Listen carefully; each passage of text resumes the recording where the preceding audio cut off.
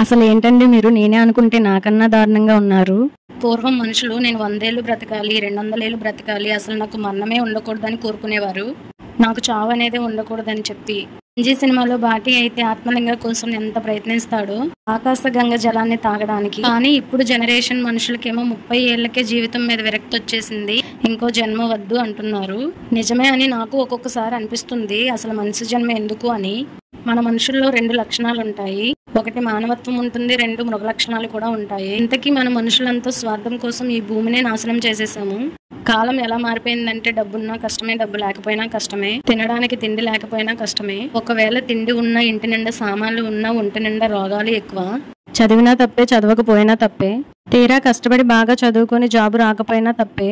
Job లేకుండా ఖాళీగా తిరుగుతుంటే ఈ లోకమే హీనంగా చూస్తుంది. అది కూడా తప్పే. అసలు మనిషి జన్మలో ఏం చేస్తే సంతోషంగా ఉంటుందో చెప్పండి. కామెంట్ చేయండి.